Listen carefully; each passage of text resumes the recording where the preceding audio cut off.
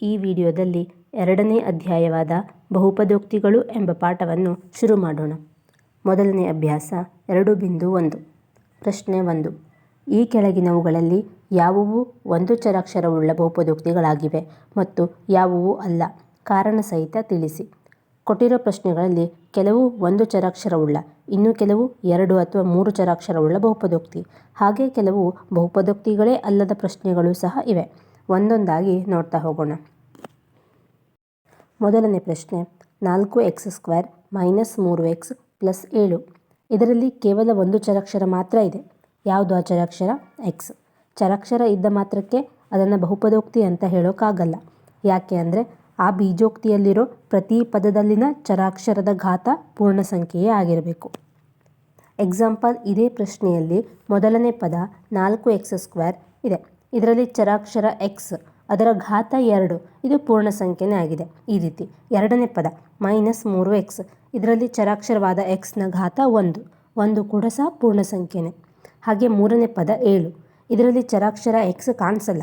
ಈ ರೀತಿ ಇದ್ದಾಗ ಚರಾಕ್ಷರದ ಘಾತ 0 ಅಂತ ಅರ್ಥ. 0 ಕೂಡ ಒಂದು ಪೂರ್ಣ ಸಂಖ್ಯೆ. ಕೊಟ್ಟಿರೋ ಪ್ರಶ್ನೆಯಲ್ಲಿ ಬಹುಪದೋಕ್ತಿಯು ಒಂದು ಚರಾಕ್ಷರವನ್ನು ಹೊಂದಿದೆ.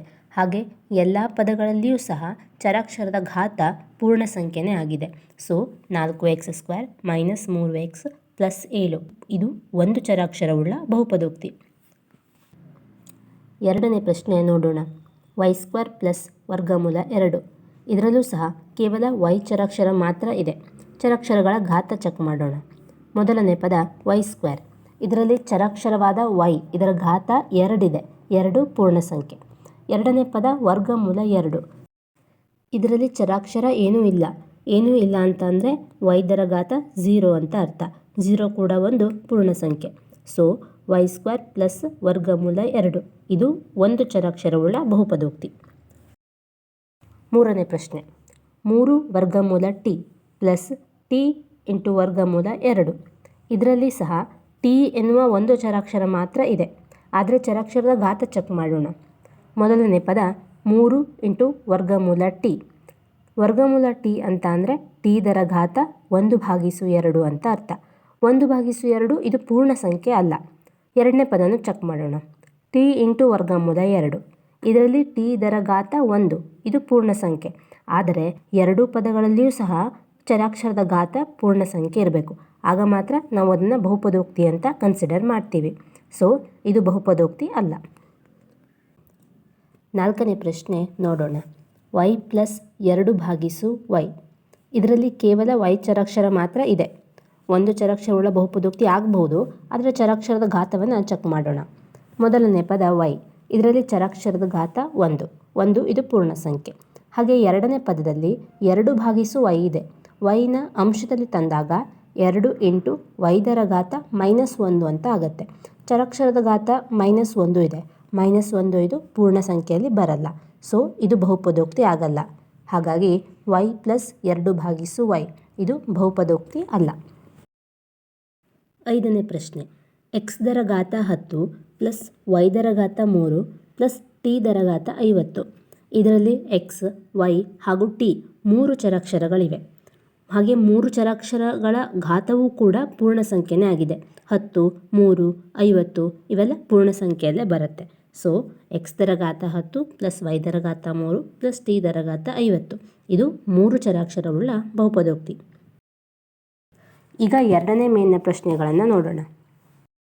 ಈ ಕೆಳಗಿನ ಪ್ರತಿಯೊಂದರಲ್ಲೂ x² ನ ಸಹಗುಣಕಗಳನ್ನು ಬರೆಯಿರಿ. x² ನ ಸಹಗುಣಕ ಅಂದರೆ x² ಮಲ್ಟಿಪ್ಲೈ ಆಗಿರೋ ಕಾನ್ಸ್ಟೆಂಟ್, ಅದನ್ನೇ ಸಹಗುಣಕ ಅಂತ ಹೇಳ್ತಾರೆ. ಅಕಸ್ಮಾತ್ x ನ ಸಹಗುಣಕ ಅಂತ ಕೇಳಿದರೆ x ಮಲ್ಟಿಪ್ಲೈ ಆಗಿರೋ ಕಾನ್ಸ್ಟೆಂಟೇ x ನ ಸಹಗುಣಕ. ಮೊದಲನೇ ಪ್ರಶ್ನೆ, 2 + x² + x. ಇದರಲ್ಲಿ +x² ಇದೆ. ಯಾವುದೇ ಸಂಖ್ಯೆ x² ನ ಹಿಂದೆ ಕಾಣಿಸಲ್ಲ. ಹಾಗಿದ್ದಾಗ ಅದರ ಸಹಗುಣಕ 1 ಅಂದರೆ +1. ಎರಡನೇ ಪ್ರಶ್ನೆ, 2 - x² + x³. ಇದರಲ್ಲಿ -x² ಇದೆ. ಸೊ ಇದರ ಸಹಗುಣಕ -1. ಮೂರನೇ ಪ್ರಶ್ನೆ, π/2 x² + x. ಇಲ್ಲಿ π/2 x² ಇರೋದ್ರಿಂದ x² ನ ಸಹಗುಣಕ π/2. ನಾಲ್ಕನೇ ಪ್ರಶ್ನೆ, ವರ್ಗಮೂಲ 2x ಮೈನಸ್ 1. ಈ ಬಹುಪದೋಕ್ತಿಯಲ್ಲಿ ಎಕ್ಸ್ ಸ್ಕ್ವೇರ್ನ ಒಳಗೊಂಡಿರೋ ಪದನೇ ಇಲ್ಲ. ಸೊ ಎಕ್ಸ್ ಸ್ಕ್ವೇರ್ನ ಸಹಗುಣಕ 0. ಈಗ ಮೂರನೇ ಮೇಲಿನ ಪ್ರಶ್ನೆಯನ್ನು ನೋಡೋಣ. ಡಿಗ್ರಿ 35 ಆಗಿರುವ ಒಂದು ದ್ವಿಪದೋಕ್ತಿಗೆ ಹಾಗೂ ಡಿಗ್ರಿ 100 ಆಗಿರುವ ಒಂದು ಏಕಪದೋಕ್ತಿಗೆ ಒಂದೊಂದು ಉದಾಹರಣೆಯನ್ನು ಕೊಡಿ. ಉದಾಹರಣೆ ಕೊಡೋ ಮೊದಲು ಏಕಪದೋಕ್ತಿ ದ್ವಿಪದೋಕ್ತಿ ಅಂದರೆ ಏನು ಅಂತ ನೋಡೋಣ.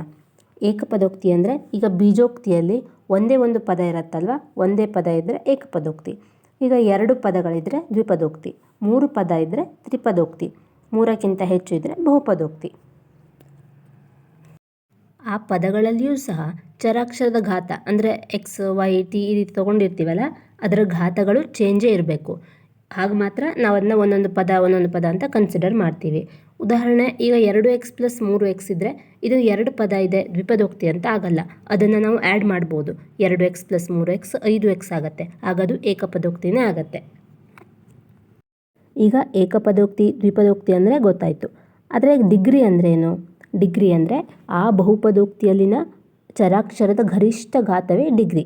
ಈಗ ಉದಾಹರಣೆ x² + 2x + 1 ಅಂತ ಇದ್ದರೆ ಇದರಲ್ಲಿ x ದರ ಗರಿಷ್ಠ ಘಾತ 2, ಹಾಗಾಗಿ ಈ ಬಹುಪದೋಕ್ತಿಯ ಡಿಗ್ರಿ 2. ಹಾಗೆ ಇನ್ನೊಂದು ಉದಾಹರಣೆ 3x³ + 4x² + 2x + 7, ಇದರಲ್ಲಿ x ದರ ಗರಿಷ್ಠ ಘಾತ 3, ಹಾಗಾಗಿ ಇದರ ಡಿಗ್ರಿ 3. ಇನ್ನೊಂದು ಉದಾಹರಣೆ y - y², ಇದರಲ್ಲಿ y ದರ ಗರಿಷ್ಠ ಘಾತ 2, ಸೊ ಇದರ ಡಿಗ್ರಿ 2. ನಮಗೆ ಪ್ರಶ್ನೆಯಲ್ಲಿ ಡಿಗ್ರಿ 35 ಆಗಿರುವ ದ್ವಿಪದೋಕ್ತಿ ಕೇಳಿದ್ದಾರೆ. ಅಂದರೆ ಚರಾಕ್ಷರದ ಗರಿಷ್ಠ ಘಾತ 35 ಇರಬೇಕು. ಹಾಗೆ ದ್ವಿಪದೋಕ್ತಿ ಅಂದರೆ 2 ಪದಗಳು ಇರಬೇಕು. ನಾವೊಂದು ಉದಾಹರಣೆ ಬರೆಯೋಣ. y ದರ ಘಾತ 35 + 4y, ಇದರ ಡಿಗ್ರಿ ಕೂಡ 35, ಹಾಗೆ ದ್ವಿಪದೋಕ್ತಿ. ಎರಡನೇ ಪ್ರಶ್ನೆ, ಡಿಗ್ರಿ 100 ಆಗಿರುವ ಒಂದು ಏಕಪದೋಕ್ತಿ ಅಂದರೆ ಆ ಚರಾಕ್ಷರದ ಘಾತ 100 ಇರಬೇಕು, ಹಾಗೆ ಒಂದೇ ಒಂದು ಟರ್ಮ್ ಇರಬೇಕು. ಉದಾಹರಣೆ 2x ದರ ಘಾತ 100, ಇದರಲ್ಲಿ ಡಿಗ್ರಿ 100, ಹಾಗೆ ಒಂದೇ ಪದ ಇರೋದ್ರಿಂದ ಏಕಪದೋಕ್ತಿ. ಈಗ ನಾಲ್ಕನೇ ಮೇಲಿನ ಪ್ರಶ್ನೆ ನೋಡೋಣ. ಈ ಕೆಳಗಿನ ಪ್ರತಿಯೊಂದು ಬಹುಪದೋಕ್ತಿಯ ಡಿಗ್ರಿಯನ್ನು ಬರೆಯಿರಿ. ಮೊದಲನೇ ಪ್ರಶ್ನೆ, 5x ದರ ಘನ + 4x² + 7x, ಇದರಲ್ಲಿ ಚರಾಕ್ಷರ x. ಈ ಬಹುಪದೋಕ್ತಿಯ 3 ಪದಗಳನ್ನು ನೋಡಿದಾಗ ಚರಾಕ್ಷರವಾದ x ದರ ಗರಿಷ್ಠ ಘಾತ 3, ಸೊ ಈ ಬಹುಪದೋಕ್ತಿಯ ಡಿಗ್ರಿ 3. ಎರಡನೇ ಪ್ರಶ್ನೆ, 4 - y², ಇದರಲ್ಲಿ 2 ಪದಗಳಿವೆ, ಚರಾಕ್ಷರ y ದರ ಗರಿಷ್ಠ ಘಾತ 2, ಸೊ ಈ ಬಹುಪದೋಕ್ತಿಯ ಡಿಗ್ರಿ 2. ಮೂರನೇ ಪ್ರಶ್ನೆ, 5t - ವರ್ಗಮೂಲ 7, ಇದರಲ್ಲಿ 2 ಪದಗಳಿವೆ, ಚರಾಕ್ಷರ t ದರ ಗರಿಷ್ಠ ಘಾತ 1, ಸೊ ಈ ಬಹುಪದೋಕ್ತಿಯ ಡಿಗ್ರಿ 1. ನಾಲ್ಕನೇ ಪ್ರಶ್ನೆ 3, ಇದು ಸ್ಥಿರಾಂಕ ಅಷ್ಟೇ ಇದೆ, ಯಾವುದೇ ಚರಾಕ್ಷರ ಇಲ್ಲ. ಚರಾಕ್ಷರ ಇಲ್ಲ ಅಂದರೆ ಚರಾಕ್ಷರದ ಘಾತ 0 ಅಂತ ಅರ್ಥ, ಸೊ ಬಹುಪದೋಕ್ತಿಯ ಡಿಗ್ರಿ 0. ಈ ರೀತಿ ಡಿಗ್ರಿ 0 ಇರುವಂತಹ ಅಥವಾ ಸ್ಥಿರಾಂಕ ಅಷ್ಟೇ ಇರೋದು, ಚರಾಕ್ಷರವನ್ನು ಒಳಗೊಳ್ಳದೆ ಸ್ಥಿರಾಂಕ ಅಷ್ಟೇ ಇರುವಂತಹ ಬಹುಪದೋಕ್ತಿಯನ್ನು ಸ್ಥಿರ ಬಹುಪದೋಕ್ತಿ ಅಂತ ಕೂಡ ಹೇಳ್ತಾರೆ. ಐದನೇ ಮೇಲಿನ ಪ್ರಶ್ನೆ, ಈ ಕೆಳಗಿನವುಗಳನ್ನು ರೇಖಾತ್ಮಕ, ವರ್ಗ ಹಾಗೂ ಘನ ಬಹುಪದೋಕ್ತಿಗಳಾಗಿ ವರ್ಗೀಕರಿಸಿ.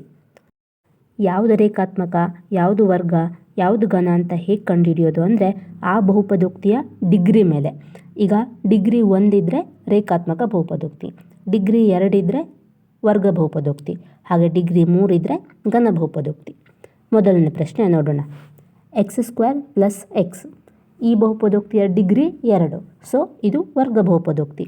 ಎರಡನೇ ಪ್ರಶ್ನೆ, x - x³, ಈ ಬಹುಪದೋಕ್ತಿಯ ಡಿಗ್ರಿ 3, ಸೊ ಇದು ಘನ ಬಹುಪದೋಕ್ತಿ. ಮೂರನೇ ಪ್ರಶ್ನೆ, y + y² + 4, ಇದರಲ್ಲಿ ಈ ಬಹುಪದೋಕ್ತಿಯ ಡಿಗ್ರಿ 2, ಸೊ ಇದು ವರ್ಗ ಬಹುಪದೋಕ್ತಿ. ನಾಲ್ಕನೇ ಪ್ರಶ್ನೆ, 1 + x, ಇದರಲ್ಲಿ ಚರಾಕ್ಷರ x, ಅದರ ಘಾತ 1, ಸೊ ಈ ಬಹುಪದೋಕ್ತಿಯ ಡಿಗ್ರಿ 1, ಡಿಗ್ರಿ 1 ಇದ್ದರೆ ರೇಖಾತ್ಮಕ ಬಹುಪದೋಕ್ತಿ. ಐದನೇ ಪ್ರಶ್ನೆ, 3t, ಇದರಲ್ಲಿ ಚರಾಕ್ಷರ t ದರ ಘಾತ 1, ಸೊ ಈ 3t ಈ ಬಹುಪದೋಕ್ತಿಯ ಡಿಗ್ರಿ 1, ಡಿಗ್ರಿ 1 ಇರೋದ್ರಿಂದ ರೇಖಾತ್ಮಕ ಬಹುಪದೋಕ್ತಿ. 6ನೇ ಪ್ರಶ್ನೆ ಆರ್ ಸ್ಕ್ವೇರ್. ಆರ್ ಇದು ಚರಾಕ್ಷರ. ಈ ಚರಾಕ್ಷರದ ಘಾತ 2 ಅಂದರೆ ಆರ್ ಸ್ಕ್ವೇರ್. ಇದರ ಡಿಗ್ರಿ 2. ಡಿಗ್ರಿ 2 ಇದ್ದರೆ ವರ್ಗ ಬಹುಪದೋಕ್ತಿ. 7ನೇ ಹಾಗೂ ಕೊನೆಯ ಪ್ರಶ್ನೆ 7x³ ಇದರಲ್ಲಿ ಚರಾಕ್ಷರ ಎಕ್ಸ್, ಅದರ ಘಾತ 3 ಇದೆ. ಸೊ 7x³ ಈ ಬಹುಪದೋಕ್ತಿಯ ಡಿಗ್ರಿ 3. ಡಿಗ್ರಿ 3 ಇದ್ದರೆ ಘನ ಬಹುಪದೋಕ್ತಿ. ಇಲ್ಲಿಗೆ ಅಭ್ಯಾಸ 2.1ರ ಎಲ್ಲ ಪ್ರಶ್ನೆಗಳನ್ನು ಸಹ ಮಾಡಿ ಆಯಿತು. ಮುಂದಿನ ವಿಡಿಯೋದಲ್ಲಿ ಅಭ್ಯಾಸ 2.2ರ ಪ್ರಶ್ನೆಗಳನ್ನು ನೋಡೋಣ. ಧನ್ಯವಾದಗಳು.